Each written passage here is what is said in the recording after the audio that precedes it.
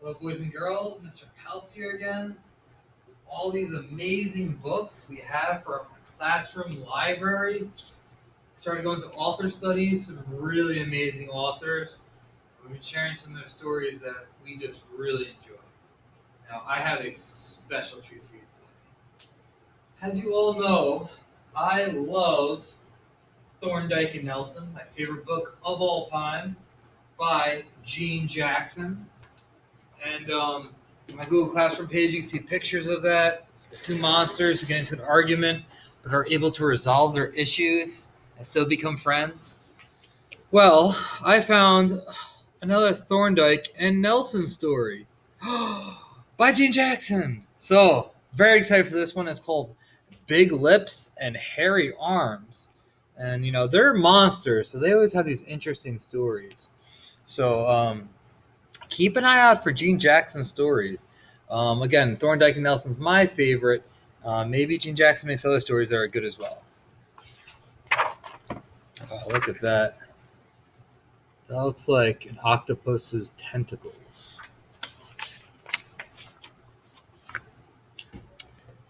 One cold, windy evening, two monsters sat in front of a crackling fire, slurping tentacle stew and crunching on caterpillar crisp. Two best friends. And there's Dot.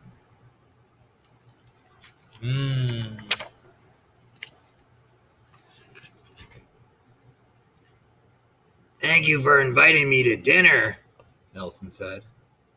By the way, this stew is disgusting. Thorndike turned pink with pleasure.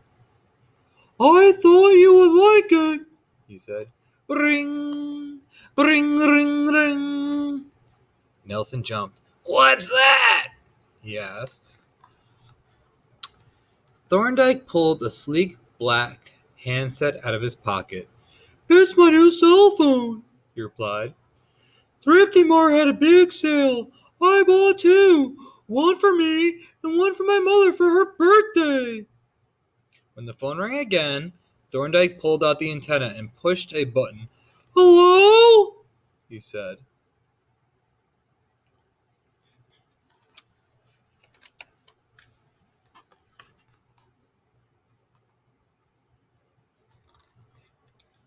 A deep, raspy voice replied, I have big lips and hairy arms, and I'm only 5 blocks away. Big what? Thorndike asked. Harry who? But the caller had hung up. Who was that? Nelson asked. I don't know, Thorndike replied. The connection was bad, but I'm sure I've heard that voice before. That's a high-tech cell phone.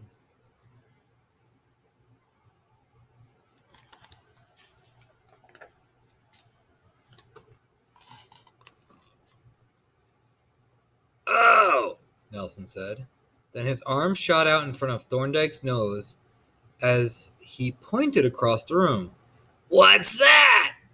What? Thorndike said. Where? I don't see anything.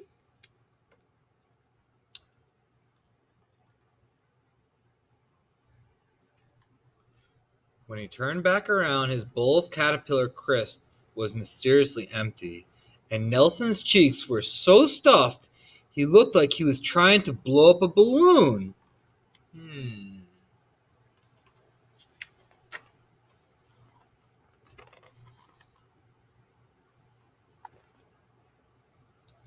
Thorndike asked Nelson if he wanted to play Pin the Teeth on the Dragon. Nelson's mouth was too full to speak. He just smiled a little and nodded. The dragon had 1 tooth on his tail, 6 in his left nostril, and 3 hanging from his chin when the phone rang again.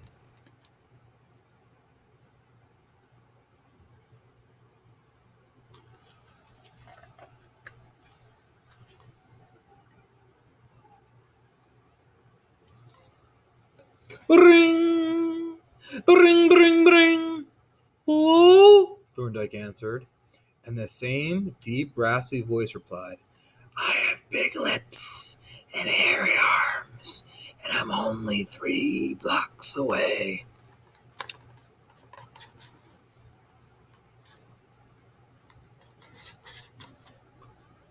A chill went up Thorndike's spine. "Who is this?" he demanded. "What do you want?" But the caller did not reply.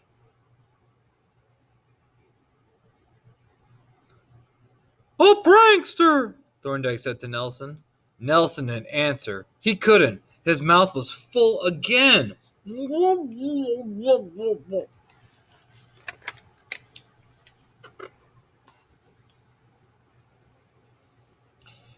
Outside, a gust of wind shrieked through the trees.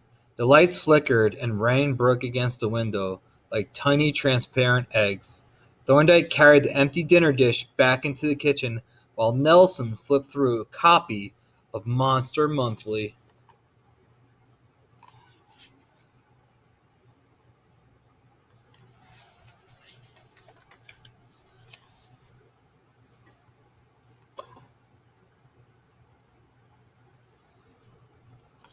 Then the phone rang again. Bring! Bring, bring, bring! And Nelson's dog, Dot, started making strange sounds. Arr, arr, arr, like an old car trying to start.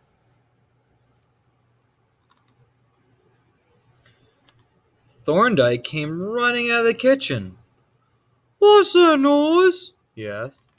"It's Dot," Nelson replied. "She's growling. Ring, ring, ring, ring, ring." The phone rang a second time. Thorndike turned to Nelson. "You answer it," he said.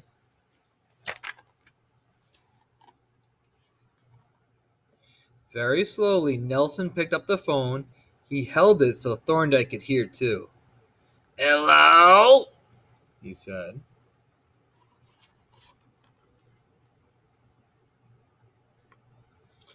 And the same deep, raspy voice replied, "I have big lips and hairy arms, and I'm only 1 block away."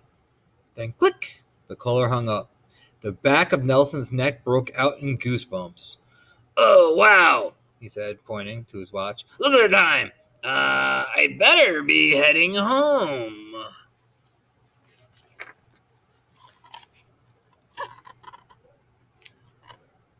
"Nelson," Thorndike said, "if you go home now, I will never, ever, ever make you caterpillar crisp again." Nelson rubbed his stomach. I don't like them so much anymore," he said. "Nelson," Thorndike warned. Okay, I'll stay," Nelson said. The phone rang again. Bring! Bring, bring, bring!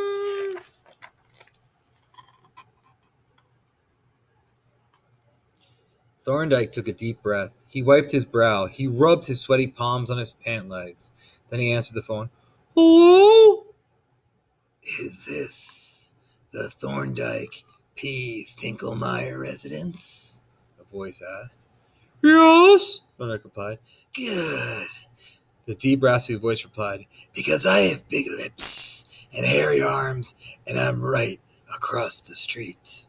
Thorndike screamed, "Yo!" and dropped the phone. Then he rushed to the front door and locked it. "Yo!"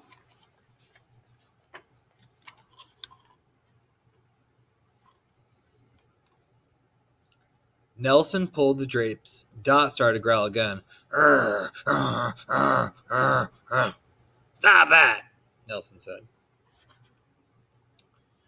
Then he noticed that he and Dot were all alone in the living room. Thorndike? Thorndike? Where are you?" he cried.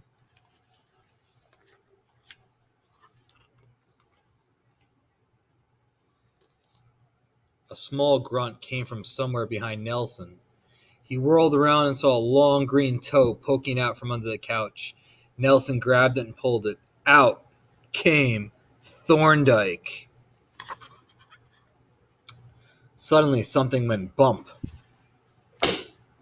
on the front porch. Thorndike and Nelson grabbed each other and squeezed.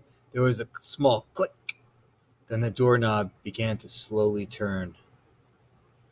"This can't be happening," Thorndike whispered. "I locked the door."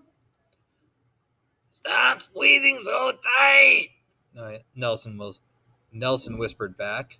"I can't breathe."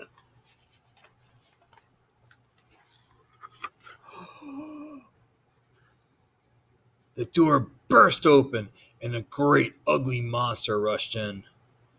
"Want to know what I can do with my big lips and hairy arms?" it asked.